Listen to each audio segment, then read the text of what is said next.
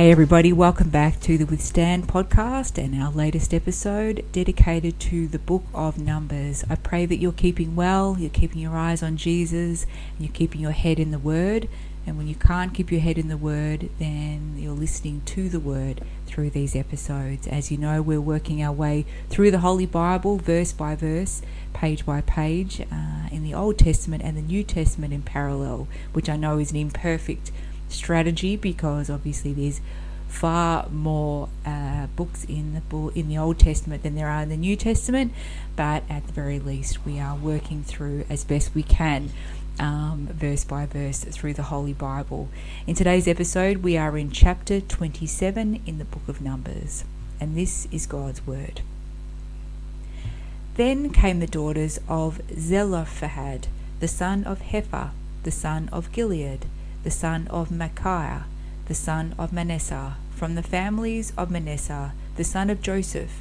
And these were the names of his daughters: Mahlah, Noah, Hoglah, Milcah, and Tirzah. And they stood before Moses, before Eleazar the priest, and before the leaders and all the congregation, by the doorway of the tabernacle of meeting, saying, Our father died in the wilderness, but he was not in the company of those who gathered together against the Lord, in company with Korah. But he died in his own sin, and he had no sons. Why should the name of our father be removed from among his family, because he had no son?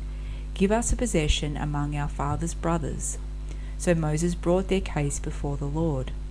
And the Lord spoke to Moses, saying, The daughters of Zelophehad speak what is right. You shall surely give them a possession of inheritance among their father's brothers, and cause the inheritance of their father to pass to them.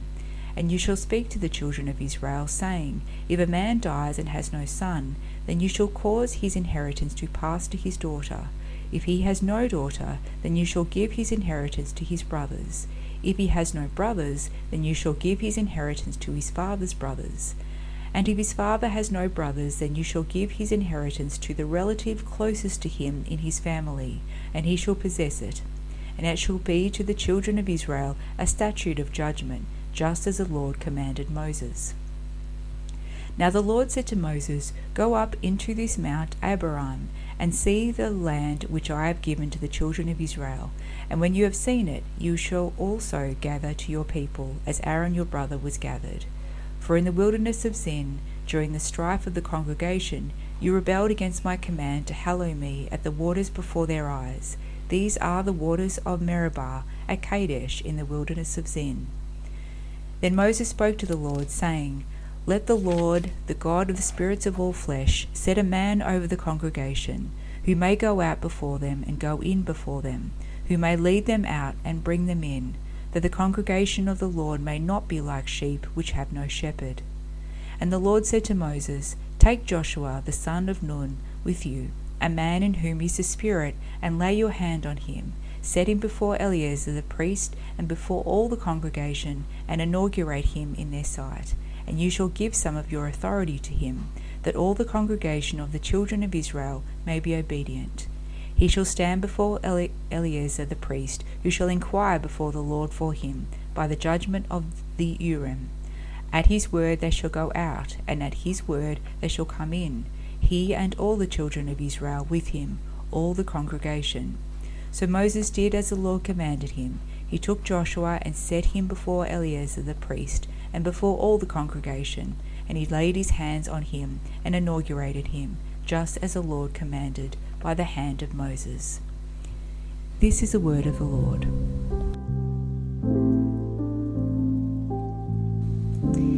And this is what Tom Constable writes, beginning with the provisions and commands to observe in preparation for entering the land. Just as the census of chapters 1, 3, and 4 led to a flurry of preparations for departure from Sinai, so the second census in chapter 26 led to preparations for departure from the plains of Moab and entry into the land of Canaan. The inheritance of women in the land. The parallels and contrasts between this narrative and the book of Ruth suggest that both texts are dealing with similar ideas. In fact, the picture of Ruth provides an excellent counterexample to that of the men of Israel in this episode. Ruth the Moabitess married an Israelite man and forsook her nation's gods to follow the Lord. For this she was given an inheritance in Israel. In this respect she is also like the daughters of Zelophehad in the next chapters of Numbers, who also gained an inheritance among the men of Israel. The writer probably included this incident in the text because it resulted in a further definition of the laws governing inheritance in the land in a common situation. It also shows the faith of some Israelite women, the daughters of Zelophehad. They believed that God would bring them into the land. Furthermore, it reveals the fairness and compassion of God in his provisions for these women, whose father had died in the wilderness. Chapters 27 and 36, both of which refer to these women, form a frame around this section of Numbers that deals with the new generation. Moses identified the daughters of Zelophehad by name in order to honour them for their faith. Their request was based on their belief that God would indeed bring the Israelites into the promised land and give them the land. Furthermore, they wanted to honour their father by perpetuating his name in Israel. Moses, as usual, brought their case before the Lord for his judgment.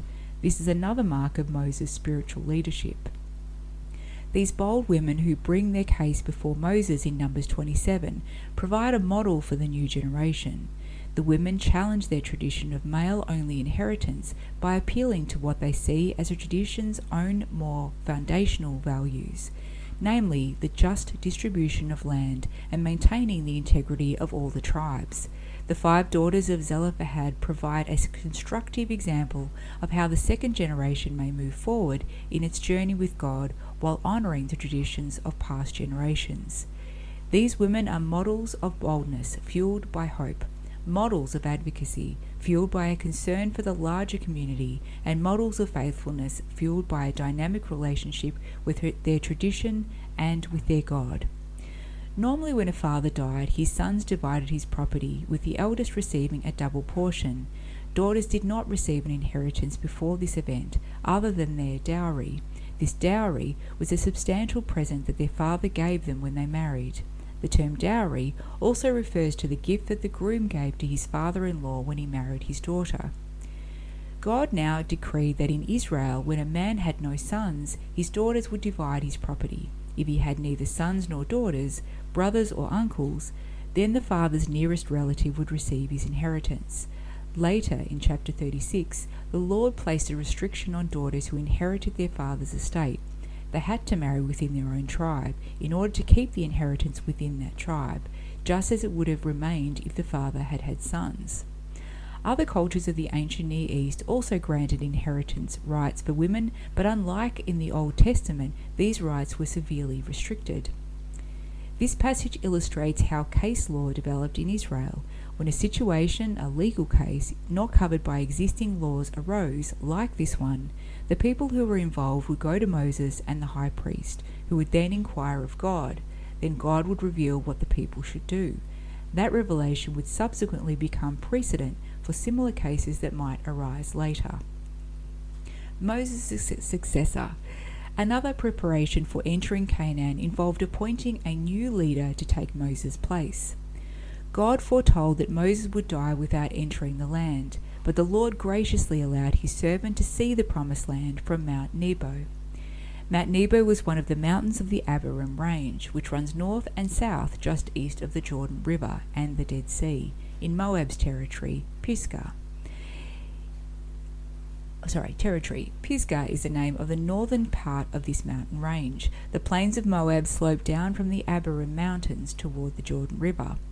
God reminded Moses why he would not enter Canaan. He had rebelled against the Lord's command to treat him as holy before the Israelites at the waters of Meribah of Kadesh in the wilderness of Zin.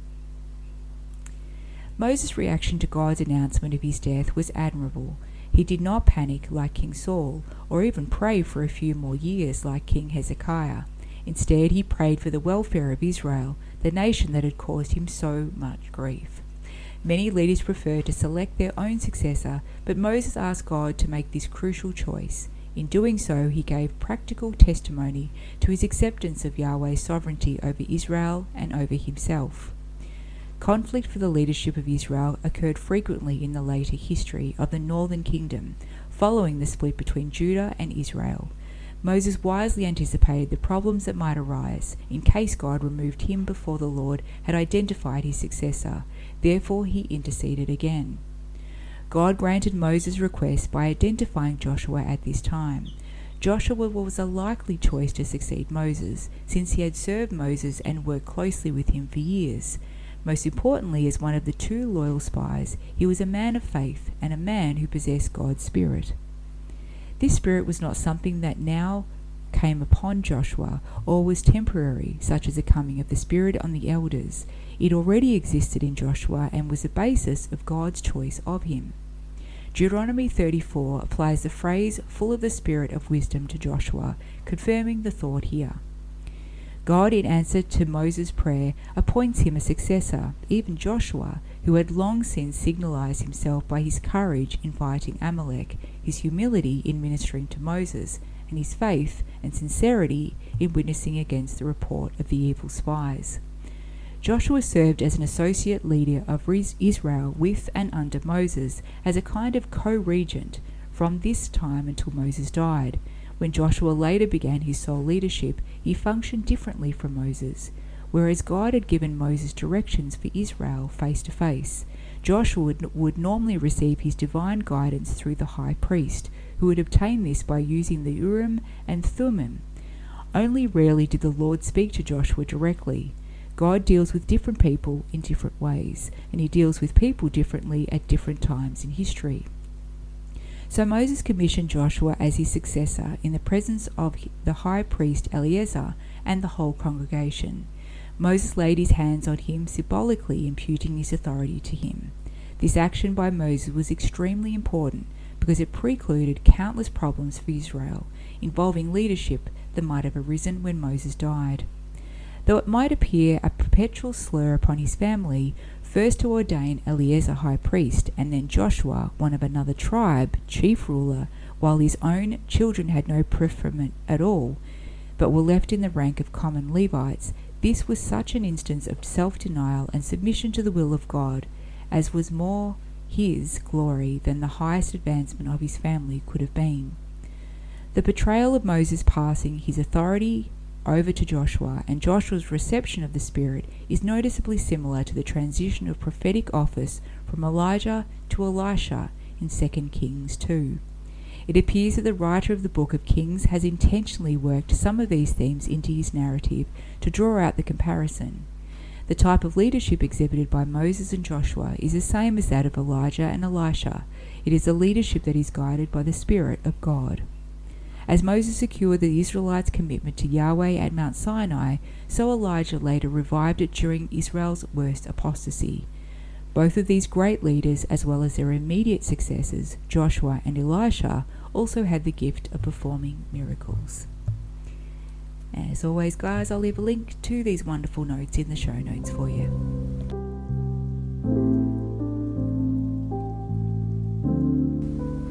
It's really interesting to note the parallels between Moses and Jesus.